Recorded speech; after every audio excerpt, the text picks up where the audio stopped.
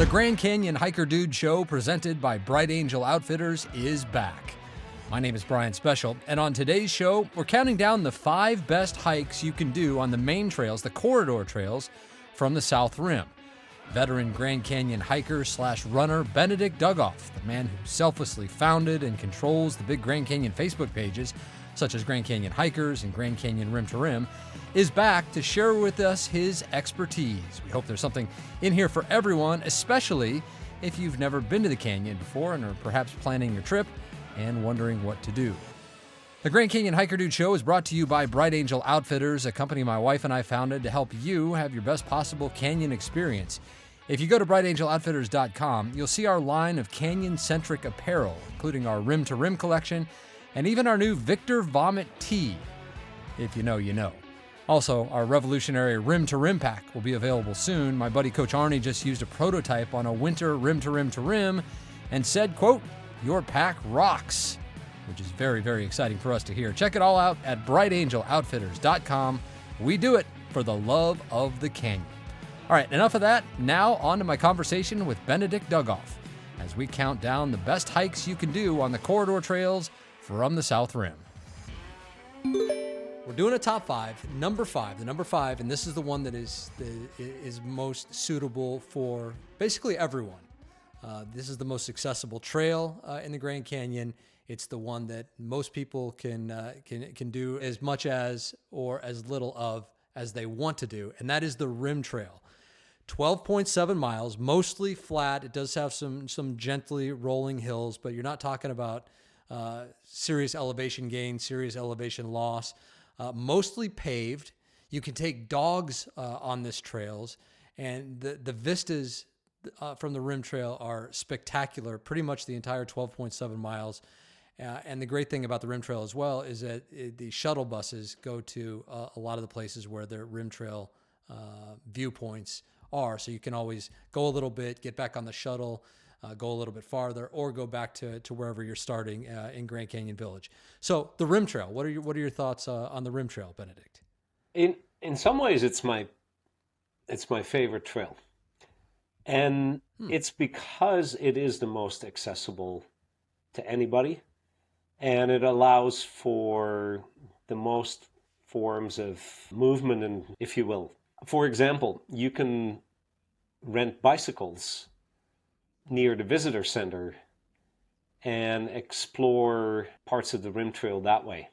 You know, if you feel ambitious, you can ride it all the way to Hermit Rest and all these fantastic viewpoints, you know, Hopi Point and Pima Point and Powell Point and Yaqui Point. And it's also wheelchair accessible, right? So if anyone with mobility challenges, they still get to enjoy it, experience it. It's great to saunter on, regardless of if you're a serious hiker or you're just and you just come to sightsee. It's right there. I think the more that I visited the canyon, the more I appreciated the Rim Trail.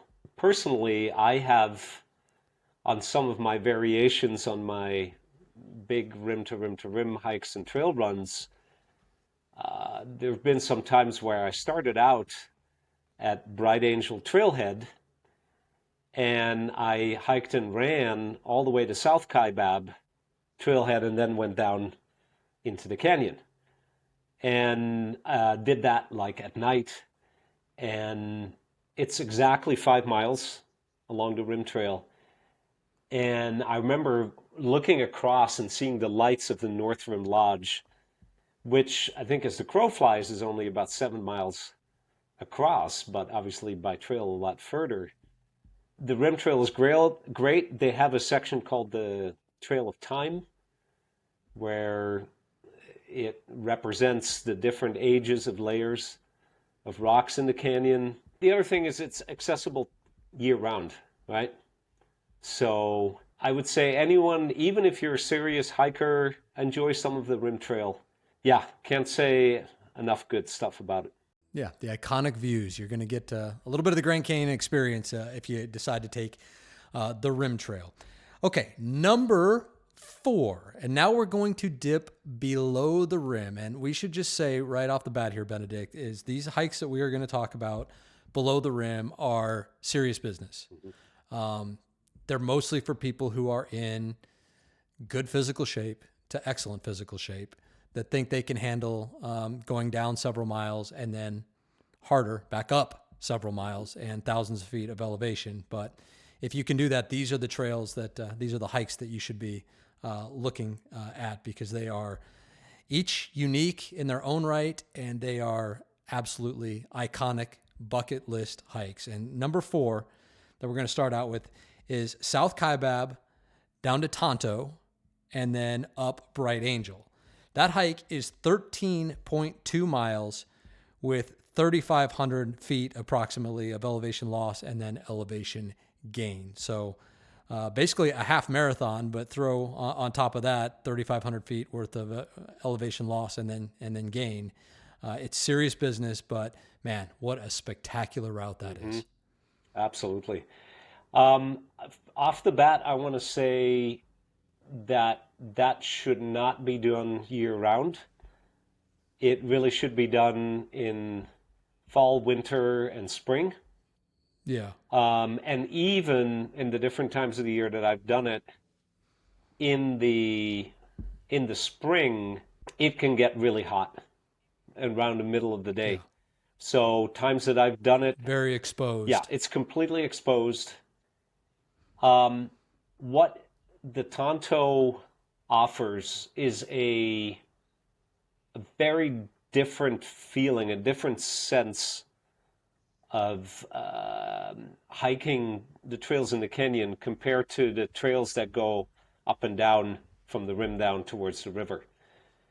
You're not really climbing or descending that much, but you're constantly in the presence of these 3,000 feet high canyon walls that are a mile away or so that you just look at, and then as you traverse these slot canyons, you can also see down, and in some spots you may be able to see the river closely like that.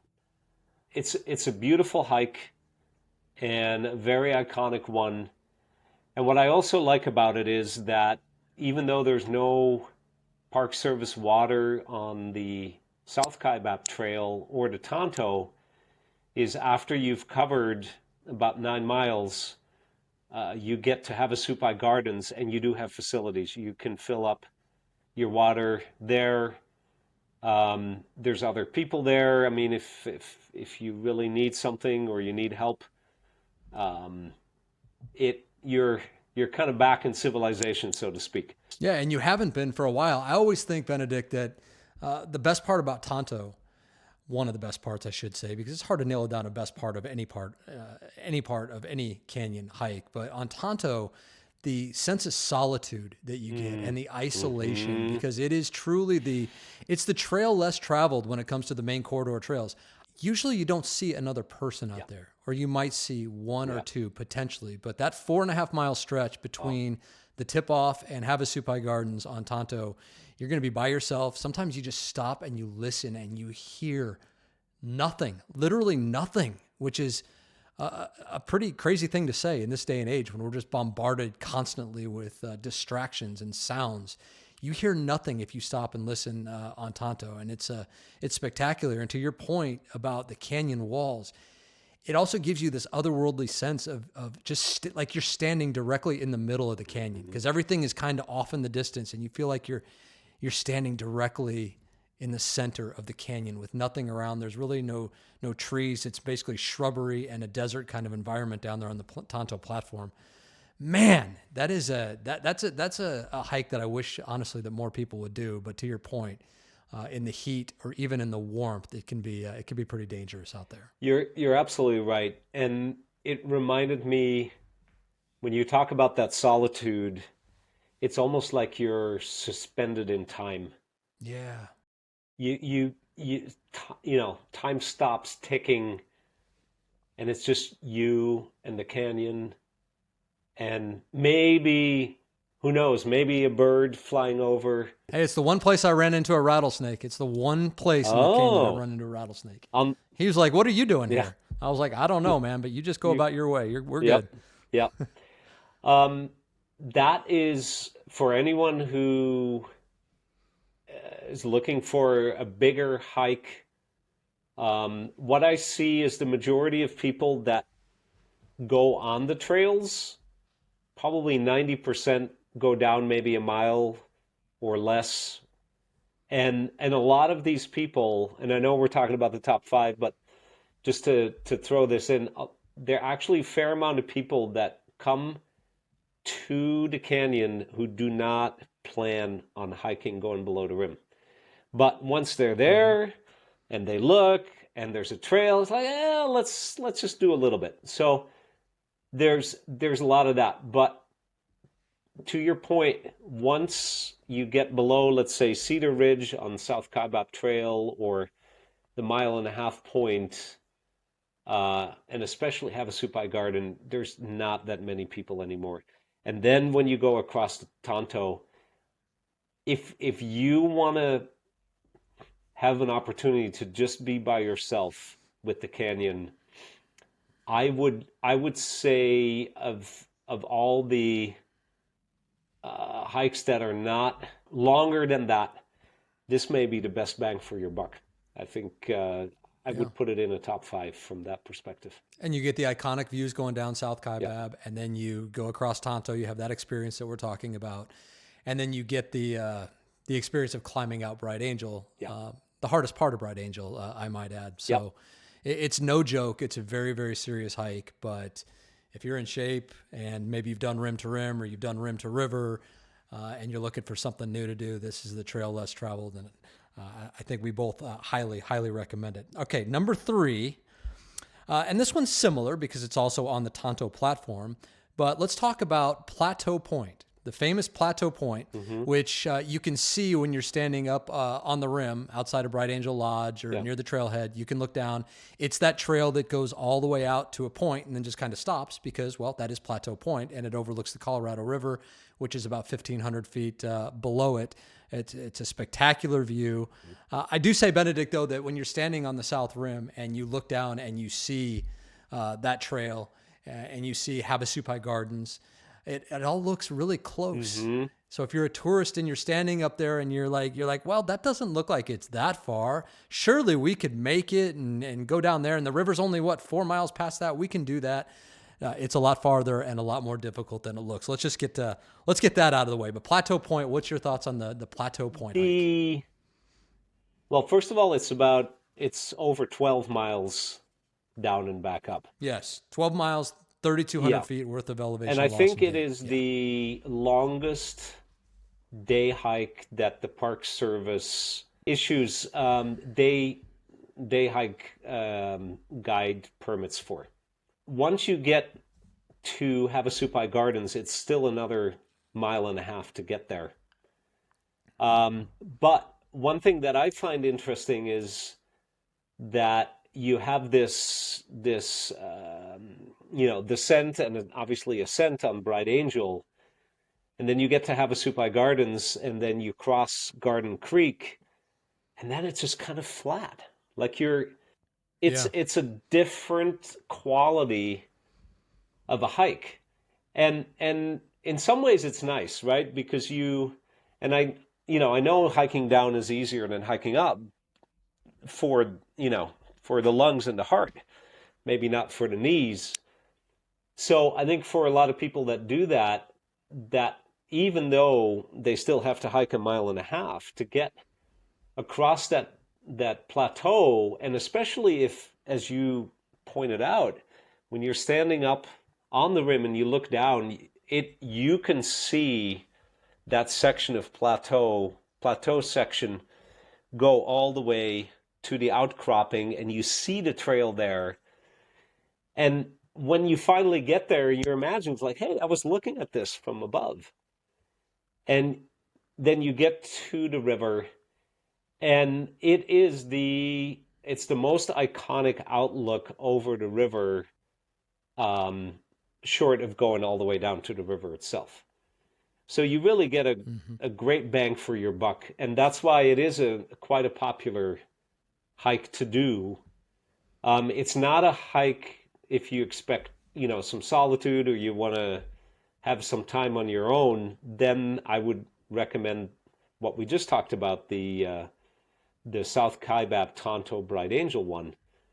But you will be around other people and you'll be part of this shared experience. And, you have the cred now and you can say, hey, I went all the way to the edge of the river and I looked down and it was right there. Yeah, yeah. You can get back to the rim and say, "Hey, look down there. Yeah, You see right there? that's where, That's where I exactly. was." Yeah, but a serious hike. I actually took my 13-year-old daughter down there in October. She did great, but it was still a little bit warm. So Hmm. to your point earlier about hiking when it's hot and it's very exposed on Yeah. Plateau Point, direct sun. And by the time we headed back up, there was some shade on Bright Angel. But you always have to remember, man, you get down to Plateau Point, it may have felt pretty easy to get down there because you're going downhill and then it's flat. But if you turn around and look at the South Rim, you can see where Grand Canyon Village is, and you realize you've got to get all the way back up there. So again, a very, very serious hike. Plateau Point via Bright Angel, 12 miles, 3,200 feet of elevation gain. And to your point, what people also don't realize, the Tonto is roughly halfway, not exactly in elevation between the river and the rim. Yet the temperatures on the Tonto plateau and at Havasupai Garden are closer to what they are at the bottom than they are to the top. If it's really, really hot at the bottom, it can still be quite hot at the Tonto. And people should not think, well, just because I'm halfway in distance or halfway in elevation, that means that it's going to be, half of the temperatures. No, it's going to still be hot Yeah. there and exposed, as you said. And when you get to Havasupai Garden, no matter where you're coming from, if you're finishing a rim to river, if you're finishing a rim to rim, if you're coming across Tonto, if you're finishing from Plateau Point, no matter what, when you get to Havasupai Gardens and you look up, I'm telling you, if the sun is directly Hmm. on you and it's a warm day, I'm talking even 70, Yeah. 80 degrees, it's warm. Oh, That sun is it is going to be an unpleasant experience going up Bright Angel. And you are starting the hardest part of Bright Angel after Havasupai Gardens. You still have 4.7 miles to hmm. go and over 3,000 feet of elevation to gain.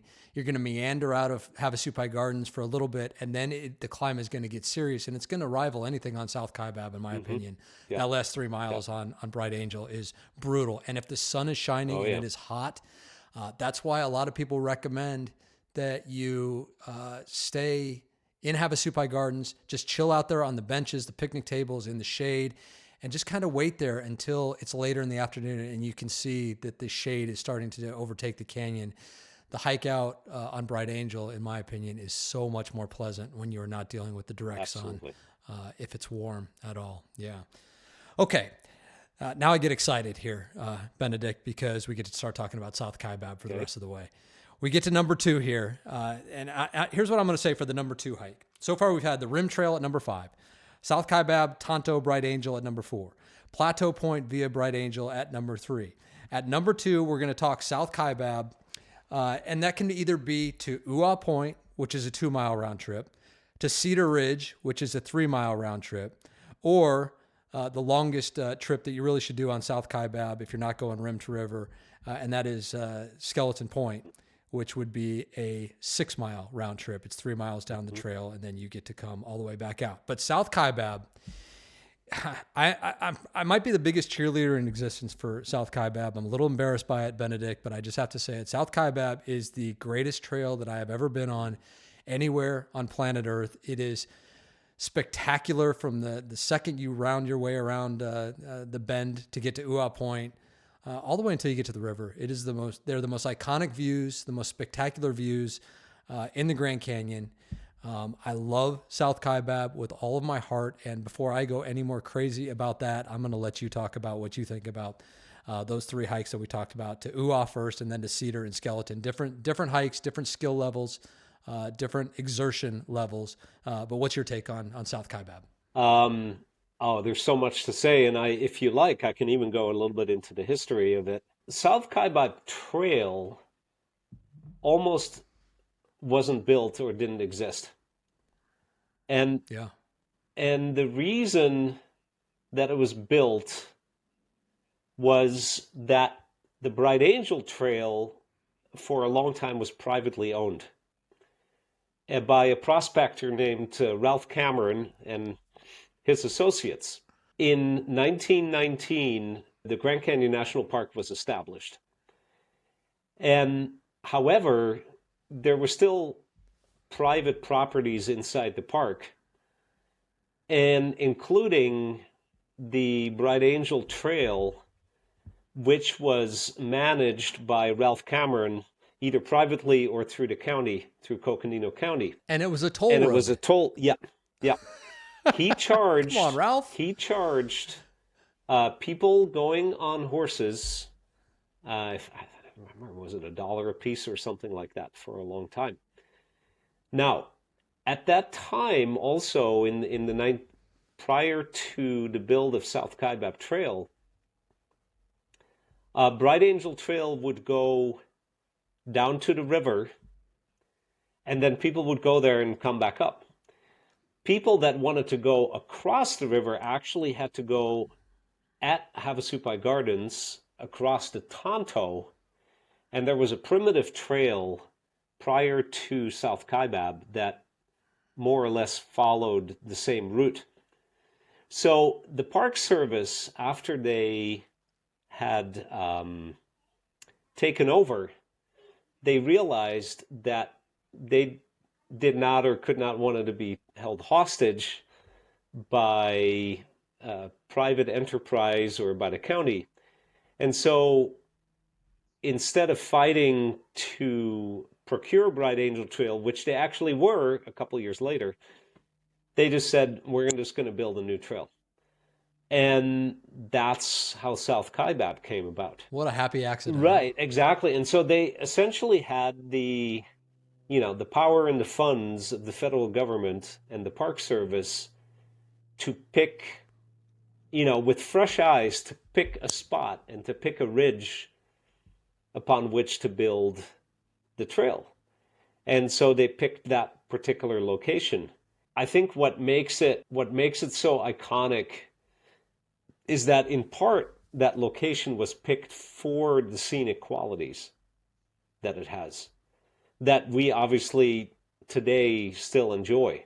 And I agree with what you said. If you want to get a taste of South Kaibab and the expansive views in the canyon, hike down to Ua Point. And Ua Point is 0.9 miles. It's almost a mile down. And it has a couple of large rocks.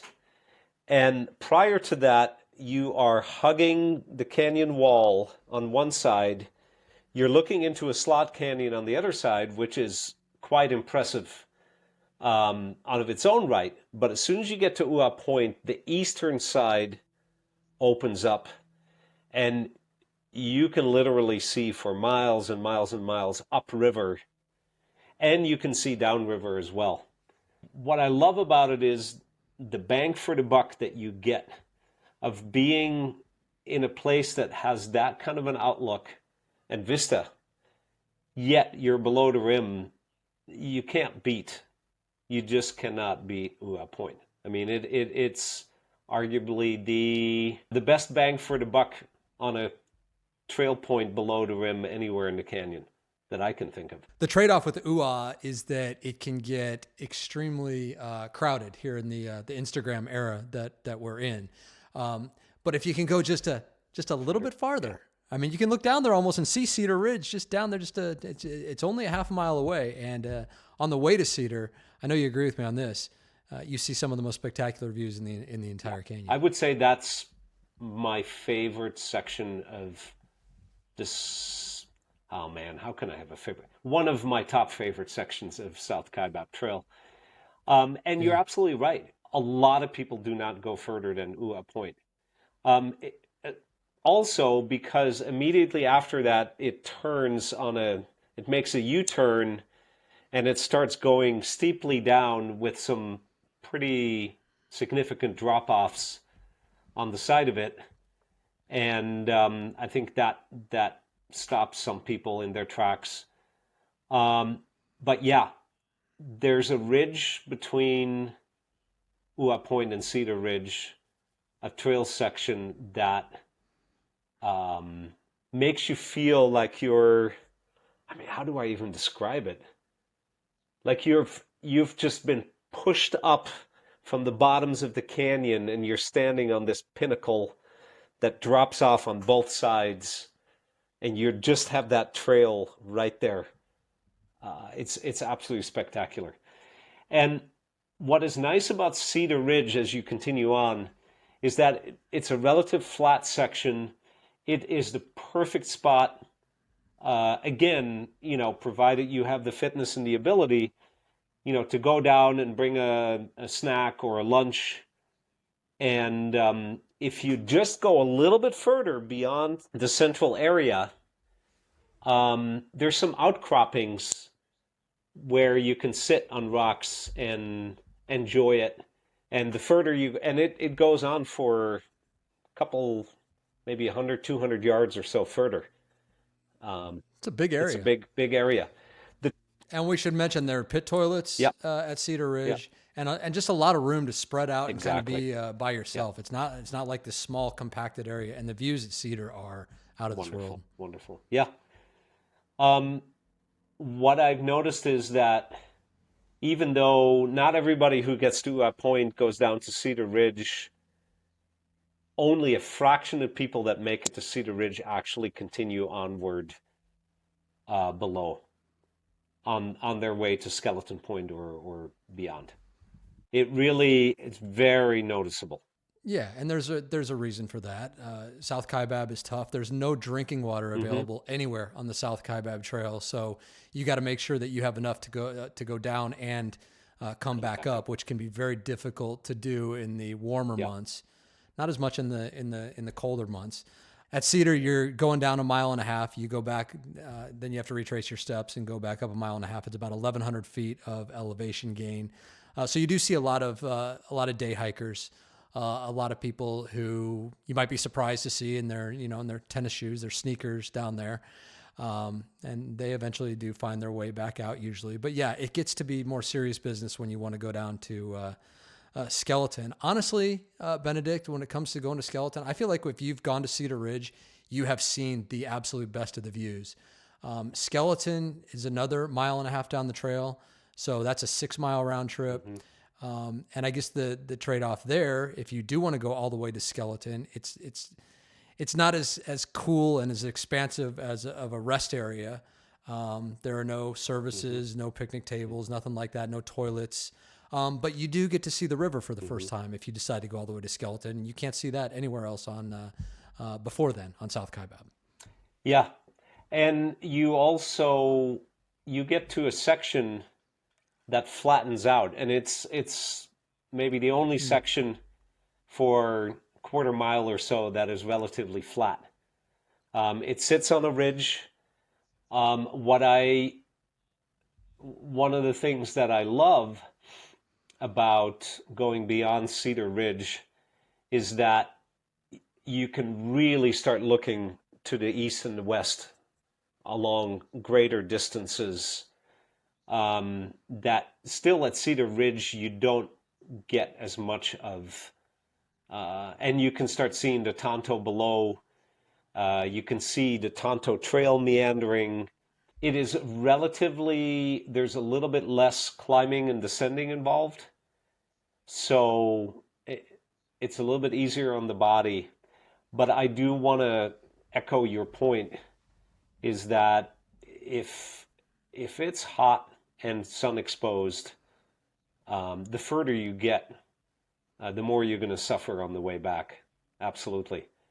And one of the things that I've also noticed myself is that with direct sun exposure, that anything above 70 degrees I feel affected by. And people think, 70 degrees, that's nice and comfortable. It's like, no, that starts to affect my physical state. So glad you said that, because I could not agree more. I mean, it does get warm, and that sun is what makes all the Mm-hmm. it makes all the Mm-hmm. difference, man, when it's beating on you. And when you're on South Kaibab, there are almost no places where shade takes hold. Correct. It is exposed. It's on that ridge line. That's the trade-off. That's why you have the expansive views down South Kaibab that you don't get on Bright Angel. But the trade-off is that you really have no shade, and you really got to be careful. Yeah. Okay. Moving on to the number one hike that you can do from the South Rim. Now, this one is serious business. This one is on the same level as, okay, I'm not going to say the same level, but it's just about on the same level as a rim to rim hike. And that is rim to river to rim, better known as simply rim to river. And that's when you go down South Kaibab. You can continue on to Phantom Ranch, which highly recommend that you do. If you've never been to Phantom Ranch before, it's worth checking out. And then you cross the Silver Bridge and go back up Bright Angel. That is the rim to river hike, 16.5 miles. You lose 4,800 feet of elevation going all the way down to cross the Black Bridge and be at the Colorado River. And then you gain 4,400 feet roughly on the way back up Bright Angel, because South Kaibab trailhead does sit about 400 feet higher in elevation than Bright Angel does. But this, Benedict, when you talk about iconic bucket list hikes in the Grand Canyon, you probably talk about rim to rim first. And I would say rim to river, I would talk about second. And I always do say that if you can do a rim to river hike, the one we're going to talk about here, then you are probably in good enough condition to do a rim to rim hike as well. So this is a great place to measure yourself and kind of see where you're at if rim to rim is your ultimate goal. I 100% agree. And I would, if somebody would ask me, can you devise a perfect plan for a rim to rim hike, I would say go to the South Rim, do a rim to river as a standalone one, and then come back another time and go between the rims. It really is, in some ways, the perfect iconic Grand Canyon hike. And why is that the case? Well, you are experiencing parts of all three of the major corridor trails. You're experiencing the entire South Kaibab Trail and all the views and the vistas and everything that it comes with. You get a taste of the north side. You're a little bit on the North Kaibab Trail. And like you said, I recommend do the extra half mile to Phantom Ranch. You get a taste of what it's like to hike next to Bright Angel Creek with all the cottonwood trees there. You get to experience both bridges. You get to experience the river trail, which, in colloquialism, you could call the bottom part of the Bright Angel Trail, and the cursed sandbox that nobody likes there, of deep sand to slog through for about half a mile. Then you have these amazing sections of Bright Angel Trail that are, in some ways, if you want to say South Kaibab is the most spectacular with the views and the vistas, Bright Angel Trail is a lot more varied. It has more variation. Because the bottom section, you hike along Pipe Creek. Then you come to a section called the Devil's Corkscrew with a bunch of switchbacks and incredible views along these massive canyon walls. Then you have another section where you hike along Garden Creek and you get to Havasupai Gardens. And then you have this massive climb. And what I really appreciated about it, in some ways, it's the equivalent of the Rim Trail. What I talked about earlier is the Rim Trail is accessible to anybody, all year round. And for the serious hikers, and if you're in shape for this, the Rim to River is also the one with the most accessibility, meaning It literally, and I've done it, just about any month of the year. I've done it in the summer, in the heat of the summer. We just did it really early, and we made sure that we got to Havasupai Gardens by 10 a.m. So that was doable. Would I do it later in the day? No, but it's also the South Rim. You can, if you live locally, I mean, technically, you can even drive up early in the morning, do it, and drive home. If you are traveling from out of town, there's always going to be some lodging within a reasonable distance of the South Rim. So it is, if I have to be honest, it's my go-to hike or trail run in the canyon. You just mentioned that you would start or have started early in the morning and done this hike in the summertime. Let me just throw this out, because I don't see a lot of people doing it, and it always surprises me. I think this is the best hack that there is if you want to do this hike in the summertime or in any time when it's warm. And I did this 3 times last summer. I waited until there was a full moon, and I left down South Kaibab I would leave at like 4:30, 5:30 in the afternoon. I would get to the river so it's still hot, right? It can be August, July. It's still hot, but you're going downhill. So the exertion is not nearly as bad as it is when you're coming up. I would get to the river. It's right at sunset, or right at the golden hour. It's absolutely beautiful. It's spectacular.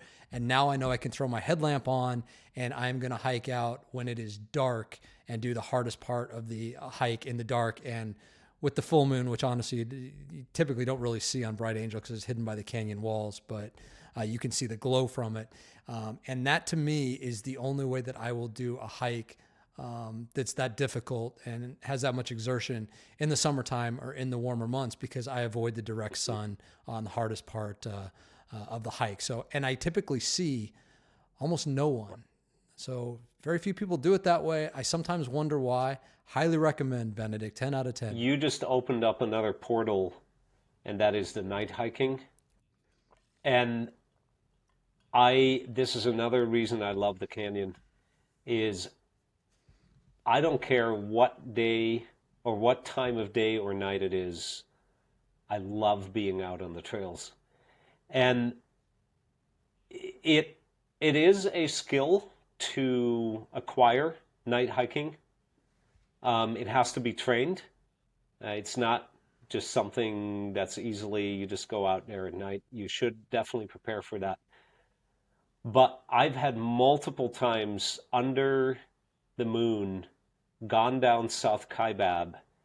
I turned my headlamps off and I hiked by the light of the moon and the stars.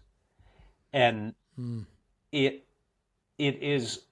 an experience that is completely different than during the day in the sunlight, but it is equally awe-inspiring and impactful.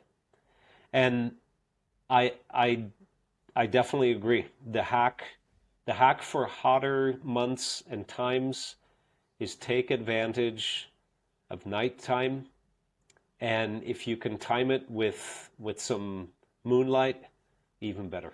And one other thing that is also magical, when you're coming back up Bright Angel and you're starting at Havasupai Gardens and you start going, and it is a day with a lot of, maybe it's just after dark or so, and there's a lot of people on the trail.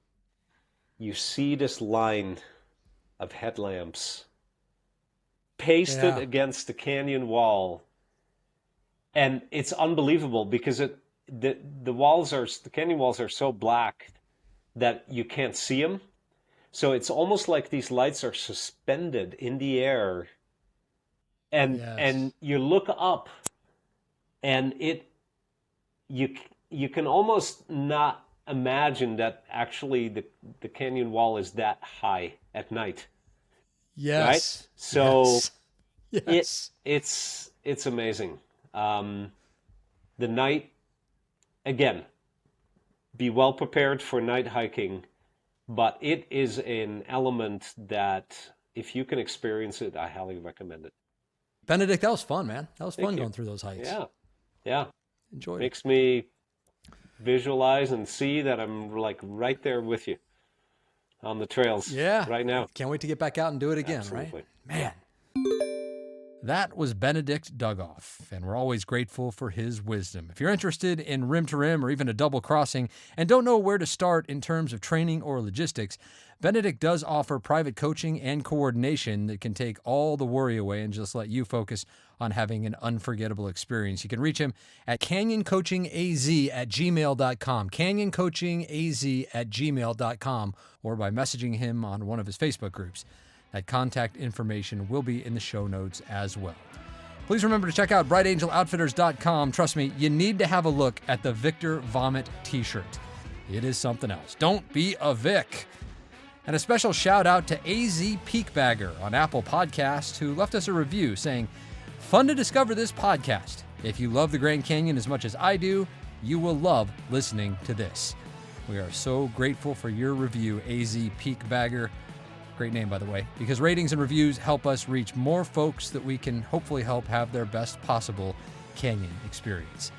That's all for now. My name is Brian Special, encouraging you, as always, to go hike the canyon. Take that first step, embrace the journey, and when you ultimately get there, just hike your own hike, whatever that might be. We'll see you next time on the Grand Canyon Hiker Dude Show, presented by Bright Angel Outfitters.